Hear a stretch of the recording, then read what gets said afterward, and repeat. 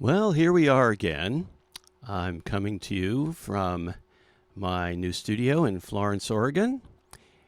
And today we have Reutlinger Camp. I guess all month we're doing a camp theme, which is pretty cool. And when I think about camp, I think about the Catskills and the Poconos and places where I went. My first Jewish camp was a Ramah camp in the Poconos. And I actually ended up teaching at adult vacation camps in the Poconos, the Catskills, and the Berkshires. So one of the times that I was in the Berkshires, I was in the Berkshires. Let me get my directions. And I saw that there was a folk music camp going on across the Hudson River in the Upper Catskills.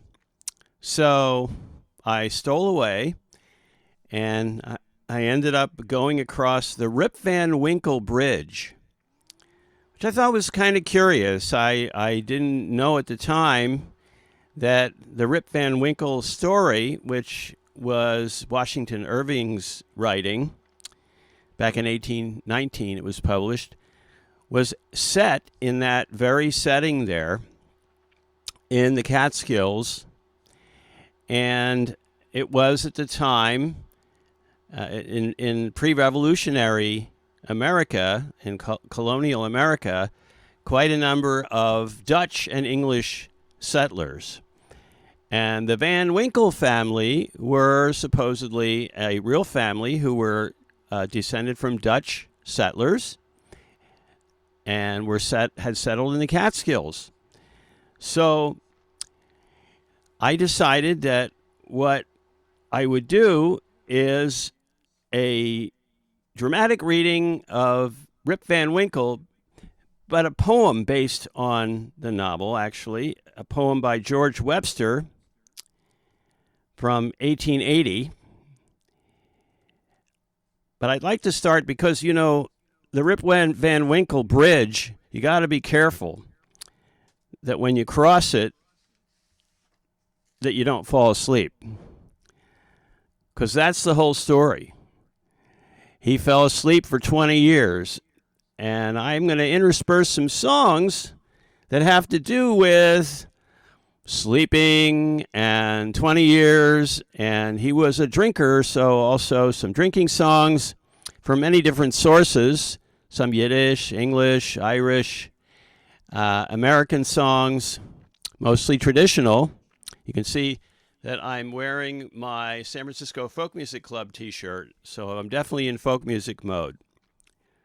So I'm going to start with Schlaf mein Kind, which is a lullaby that sort of does double duty. It is a lullaby to have the child go to sleep, but it's saying, sleep, my child, sleep peacefully now, because soon, when you grow up, you'll learn the difference between rich and poor. And now the poor man builds all of the houses and palaces for the rich, but never gets to live in those, only lives in the cellar where he gets rheumatism in his hands and feet. Some lullaby, huh? But the child falls asleep, much like Rip Van Winkle, although he wasn't a child. And in this case, the child doesn't understand anything, and so the mother has a chance to vent her frustration on the tsuris of life, the troubles of life. Schlaf mein Kind, schlaf geseder, singen will ich dir ein Lied. Als du, mein Kind, wirst älter werden, wirst du wissen einen Unterschied. Als du, mein Kind, wirst älter werden, wirst du wissen einen Unterschied. Als du, mein Kind, wirst älter werden, wirst du werden mit Leiden gleich. Demals wirst du geweiher werden, was heißt Orem und was heißt Reich. Demos wirst du Gewäure werden, was heißt Orem und was heißt Reich. Die teilste Platzen, die schönste Heise, das als macht der Oremann. Nur bist du, wer es tut in sie weinen, gar nicht er, nur der reicher Mann. Nur bist du, wer es tut in sie weinen, gar nicht er, nur der reicher Mann. Der Oremann, liegt in Keller, der will Gott schwindt ihm von der Wand. Davon bekommt der aromatisch Fehler in de Fies und in die Hand. Davon bekommt der aromatisch Fehler in de Fies und in die Hand. Schlaf, mein Kind, schlaf geseder, singen will ich dir ein Lied.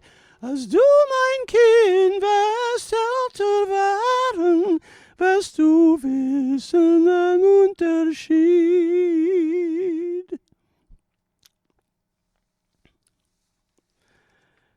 And now we begin our story of Rip Van Winkle.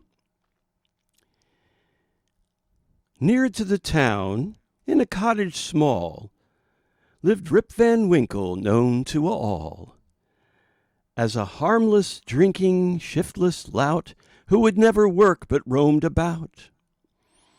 Always ready with jest and song, idling, tippling all day long. Shame on you, Rip, cried the scolding vrow. And the vrow means a wife. An old man muttered and knit their brows. Not so with the boys, for they would shout and follow their hero Rip about. Early or late, it was all the same. They gave him a place in every game. At ball he was ready to throw or catch. At marbles, too, he was quite their match. And many an urchin's face grew bright when Rip took hold of his twine and kite. And so he frittered the time away, good-natured enough, they all would say. But the village parson heaved a sigh as Rip in his cups went reeling by. With a silly and a drunken leer, his good dog Schneider always near. Rip was fond of his rod and line, and many a time when the day was fine, he would wander out to some neighboring stream, and there with his dog would sit and dream. Hour after hour would he dozing wait, and woe to the fish that touched his bait. But the stream of life ran sometimes rough, and his good vrow gave him many a cuff. For she was never a gentle dame, and Rip was a toper, and much to blame. Now a toper is a drinker, and I'm going to do a little bit of a song describing a wife shouting at her husband. It's a Yiddish song called Hab ich mir a Span.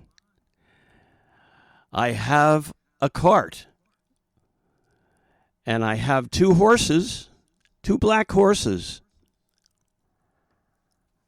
and they don't go anywhere because there's just no hay to feed them. There's no corn to feed them. And my wife just yells at me, and I'm sitting on a stone and crying. Well, maybe I should have been some kind of storekeeper, but I don't have anything to sell. Maybe I should have been a learned scholar, but I don't know Torah. Well, maybe I should have been a shoemaker, but I don't have an awl. Maybe I should have been a cantor, but I don't have a voice. So my wife